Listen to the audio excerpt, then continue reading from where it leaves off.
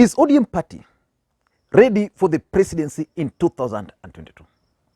Or let me put it differently. Is ODM prepared to face the Deputy President William Samoei Ruto? I don't think so. Some events took place this week which confirmed to me that as at today, ODM party is not ready to take over the leadership of this country, and they are not even ready to face off with the Deputy President William Samoei Ruto. Why am I saying so? Let me take you back to the just concluded by elections. Msambweni, Kabuchai, Matungu, Bonchari. Let me just take you to those four. During those by-election, Dennis Itumbi was able to relay the results to Kenyans even before the IBC final results. And Kenyans were asking where Itumbi was getting those results. It's simple. William Ruto and his team are prepared, and they already have a working and functional tallying center. So which means anytime results were being announced at the polling station, their team were relaying that information to their tallying center, and they were tallying it real time. And that's why in Bonchari, despite the fact that the contest was too tight, they were able to concede even before the final results. Nobody can take the leadership of the country without proper communication. Communication is one of the key elements in any campaign. ODM party is currently confused. Who is supposed to speak on behalf of the ODM party? Constitutionally, the Secretary General of the party, Edwin Sifuna, is the one who is supposed to communicate on behalf of the party. Yesterday, we saw Hassan Joho communicating on behalf of the party.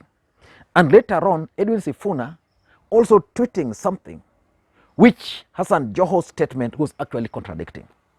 Now, this is what happened. A few days to the Bonchari by-election, the police raided the residence of Kisii Governor James Ongwae. James Ongwae was having dinner with the senator for Kisii, the women rep for Kisii, Janet Ongera, senator for Kisii Sam Ongeri, the women rep Janet Ongera, and the women rep for Migori, Professor Pamela Odhiambo. Then from nowhere, the police raided them. And we have been campaigning under very difficult circumstances, with a lot of intimidation and with a lot of problems on the ground. Last night, I was having dinner with Mzee Ongeri, Madam Janet Ongera, the county MP, and the county MP for Migori, Pamela Odhiambo, in my house. Around 7:30, the police stormed in, about 50 of them, with a Tia Maria vehicle, and they actually broke down my gate and came in that I was having a meeting in my house before the curfew hours were over.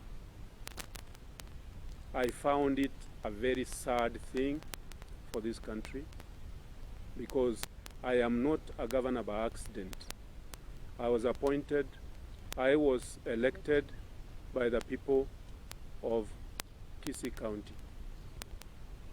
Over 1.3 million people, they elected me. In fact, overwhelmingly, because the candidate who was number 2, I beat him by about over 100 votes. Over 100,000 votes. So what happened was an issue that when the police were asked, they said that they had been given instructions from somebody who is very senior in the office of in the Ministry of Interior. That is not the way to run a country. I have been a permanent secretary in the office of the president. I was in charge of personnel management for about 5 years for this country called Kenya. And I didn't see decisions taken like that. Why were the police raiding James Ongwae in his residence? It was because Fred Okengo Matiangi wanted to ensure that his party wins that election. And I remember asking a simple question on this platform. What was the interest of Fred Okengo Matiangi in Bonchari? And basically, his main interest was to stamp his authority in that region. But that backfired. Then on the election day, the ODM youth leader was arrested, again by the police for doing nothing. Kuangusha kwanza kwa floor na magoti kwa barabara kwa lami, alafu unaambiwa inua mkono, lala na mgongo, na kanyango hapa, lala kwa tumbo, alafu ingia chini ya gari. So actually we went through a very torturous process that was indeed very unwarranted, which is directly, we call it a political persecution. And we are urging the president that if this handshake is to stand, we are giving him 1 week to transfer Matiangi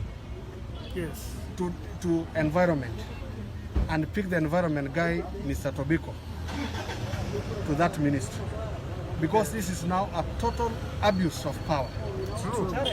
And several MCs were also arrested for nothing. The good news for ODM was that they managed to win that seat. And after that win, this is where the genesis of this exchange between Joho and Sifuna began. After that win, Raila Odinga, I'm just trying to get his statement. Raila Odinga issued a statement through his official Facebook page. Let me just read for you the statement by Raila Odinga. Raila Odinga is saying, what we have witnessed in the by-elections in Bonchari and Juja is an abuse of police powers and an arrogant display of impunity by few overzealous and bellicose government functionaries. So basically, Raila Odinga was not very happy with what happened in Bonchari. The truth of the matter is that Fred Matiangi misused his powers. And as we speak today, there are calls for him to be impeached. And I'm going to do a video on that because personally, I believe Fred Matiangi might not be impeached. They can only be transferred. Raila is continuing, an election process is an opportunity for voters to express their will at the ballot and not an avenue to pursue imaginary and short-legged political interest. Security forces exist to serve the people and not the interest of those out to conduct political experiments. The peaceful coexistence post-2018 must not be taken for granted by some rogue elements wanting to confuse the handshake for an excuse to erode our hard-earned liberties. This must stop. This statement by Raila Odinga is actually what is causing all this confusion. The statement was hard-hitting, and in my considered opinion, it was the right statement. It was the exact description of what happened in Kisii. Then after that Raila Odinga statement, there is a section of ODM supporters who piled pressure on Fred Okengo Matiangi. And this is where Edwin Sifuna is. So the question is, who published this statement by Raila Amolo Odinga? Because if you read carefully the statement by Hassan Joho, it's like it was trying to create another impression of what Raila Odinga reported. Basically, the truth is, Raila Odinga's statement was hitting so hard on Matiangi. And a section of ODM supporters started attacking Matiangi. And then on this side, I think Fred Matiangi, being powerful, started placing some phone calls. And Hassan Joho had to respond through another letter in his capacity as the deputy party leader of ODM. What shocked me, and this is why I'm asking who ideally is supposed to communicate on behalf of the ODM party.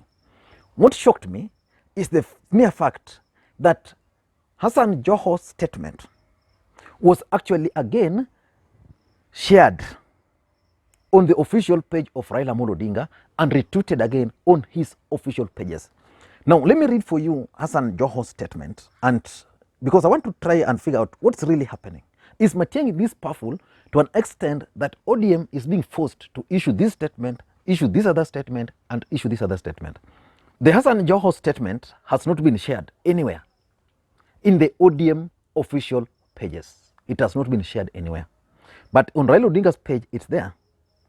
Hassan Joho is saying, last Wednesday, a section of Kenya went to the polls to elect their members of parliament and ward representative in by-election in various parts of the country. As was to be expected, there were winners and losers. The by-elections also had their challenges, as was to be expected. In the end, however, the by-elections delivered results that are generally agreed to reflect the wishes of the voters.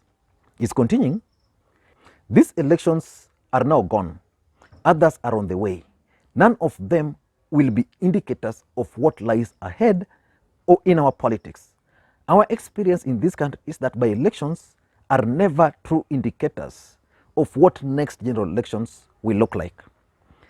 In the elections scheduled for 2022, Kenyans will not be guided by what happened in Juja, Bonchari, and Ruri by-elections.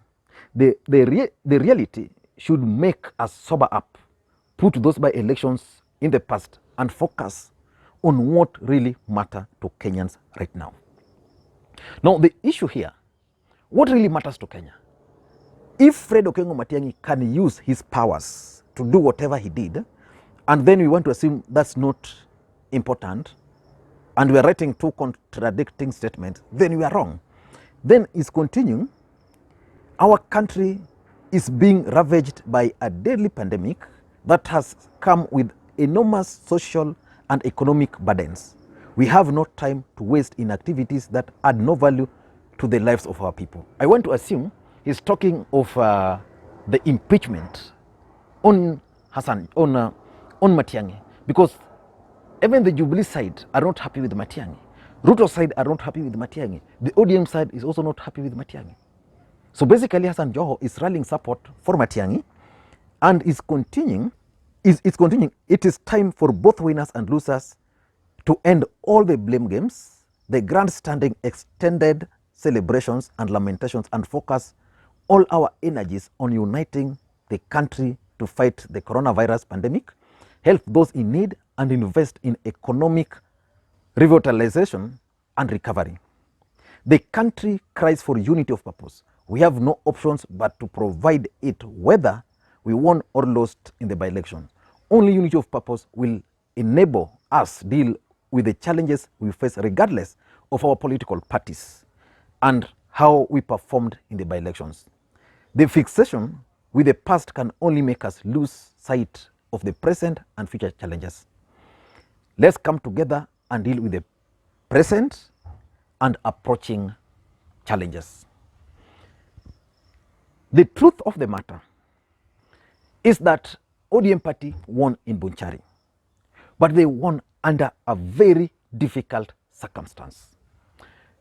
The other truth is that there is serious infighting within ODM party. There are two camps. There's a camp which is led by Orengo, and that's the camp where Sifuna is. Then there's the second camp.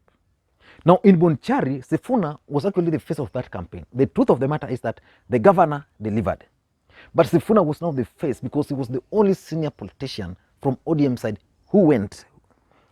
which went to Bonchari. So that team of Sifuna has been taking credit for that win.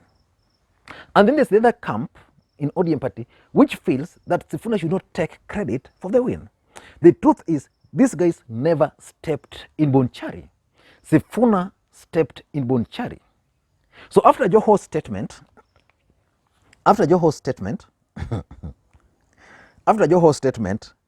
Sifuna made a very interesting tweet, and that's why I'm asking, who is supposed to speak on behalf of the ODM party?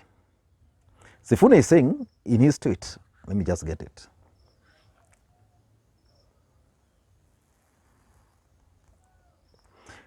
Sifuna is saying this remains the party position. ODM party has only one leader. And he's sharing the tweets which Raila Odinga made the first time attacking Fred Matiangi. And I've been asking myself, is ODM ready for the presidency? And who is supposed to speak for ODM party? The other interesting thing and question which we must ask is who is using Raila Odinga's Twitter handle and Facebook pages? In those admins, are they also two? There's one representing one faction and the other representing the other faction.